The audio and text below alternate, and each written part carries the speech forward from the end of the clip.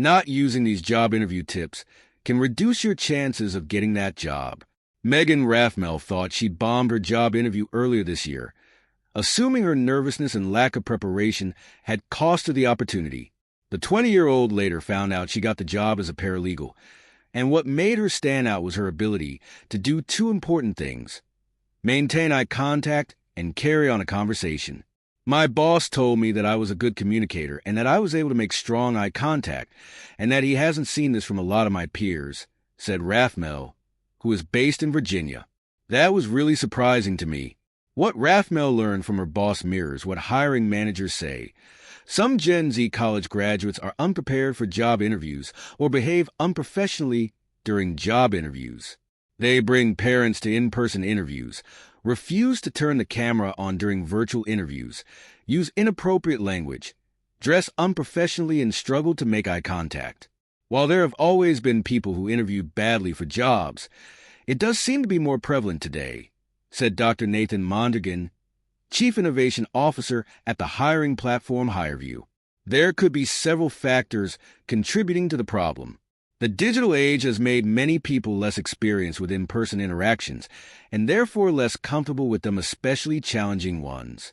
Pandemic safety precautions only made that worse, Mondragon said. And while some parents are over-involved in their child's professional pursuits, others aren't teaching them how to navigate the professional world without parental hand-holding.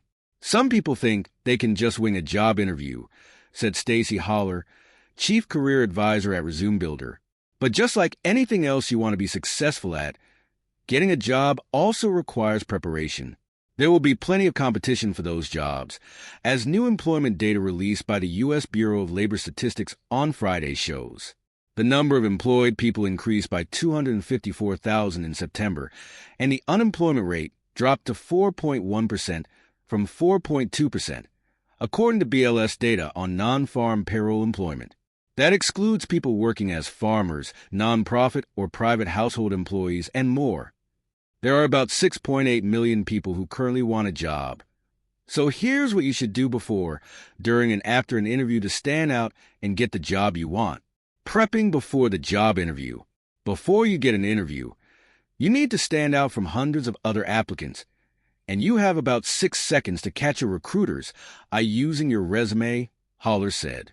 Therefore, your resume should be one compelling, clear, and uncrowded page that is tailored to the position and highlights why you're the best candidate. Be careful who you get advice from, Holler said.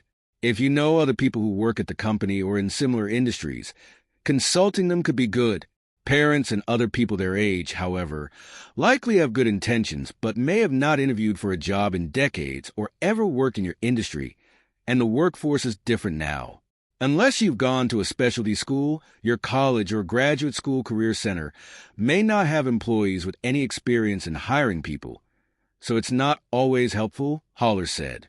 Look the career center employees up online to see if they have a relevant track record. Do your research.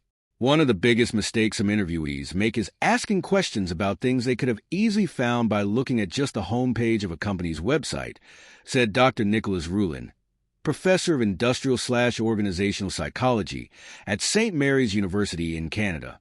That, as well as not asking any questions at all, tells the interviewer you haven't done your homework and probably don't care about the job. Thoroughly research the company, experts said.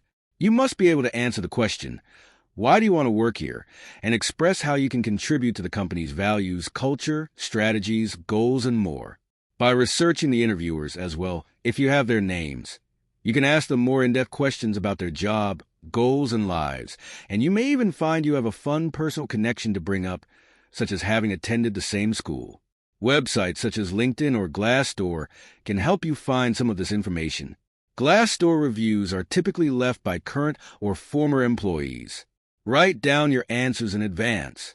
During the interview, you'll also need to demonstrate how well you fit and can perform the job description.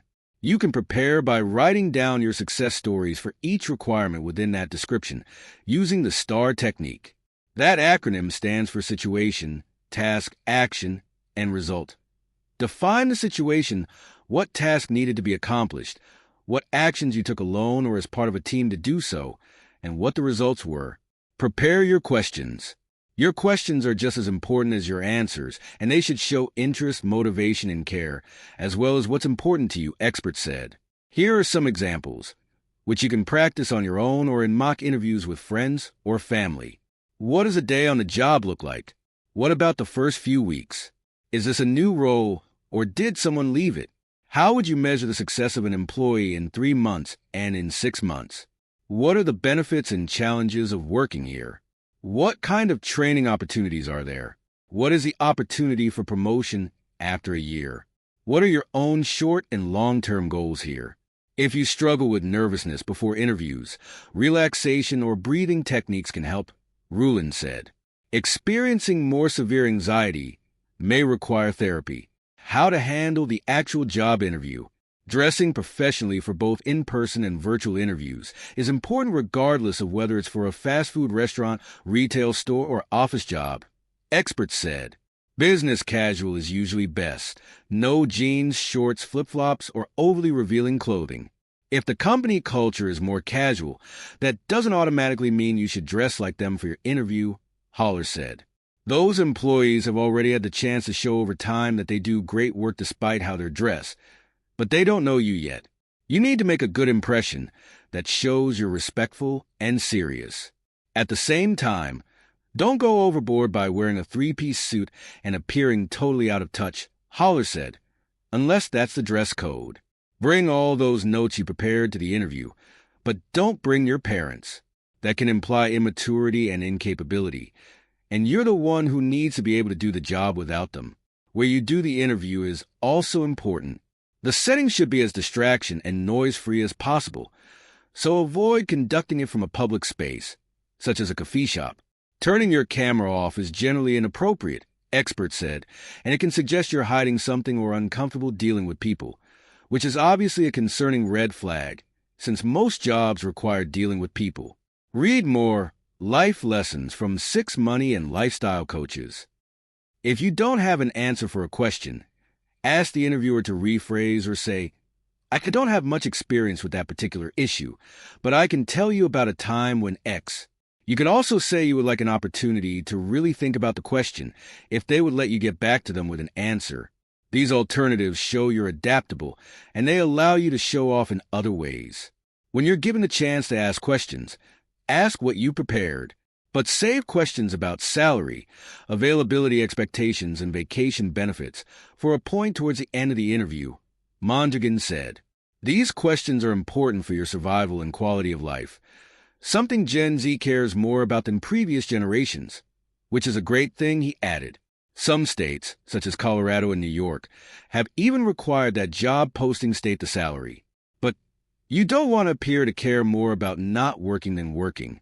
How you ask also matters. Can you tell me about the company's benefits packages for employees at this level? Sounds better than how many days off do I get? At the end, ask if there's anything else you could provide to show you're a great candidate for the position, Holler said. You want to overcome any objections. And then you always want to ask about the next steps and express your interest after the interview.